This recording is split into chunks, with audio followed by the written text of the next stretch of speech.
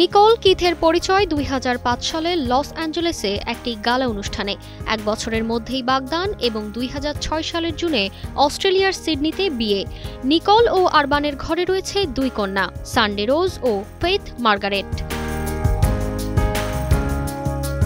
দাম্পত্য জীবনের শুরুটাও খুব সহজ ছিল না। কিথ আরবান মদ্যপানে আসক্ত ছিলেন। নিকোল কিডম্যান কঠোর অবস্থান নিলে কিথ একটি পুনর্বাসন কেন্দ্রে ভর্তি হন। পরে কিথ স্বীকার করেন, জীবনের কঠিন সময়গুলোতে নিকোল তার পাশে ছিলেন এবং তার জীবনে ইতিবাচক পরিবর্তনের অন্যতম কারণও তিনি।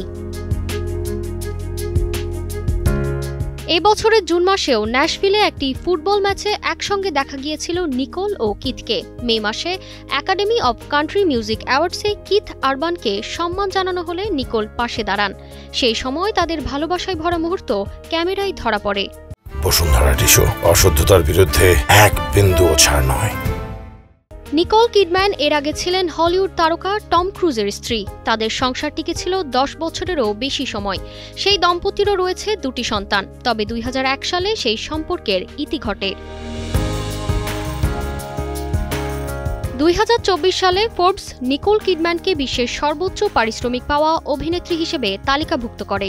অস্কারজয়ী এই অভিনেত্রী চলচ্চিত্র ও টেলিভিশন দুই ক্ষেত্রেই সমান জনপ্রিয়। তার সাম্প্রতিক কাজের মধ্যে আছে Big Little Lies, 9 Perfect Strangers ও The Perfect Couple. Tartiba Faruhi, Kaler কণ্ঠ।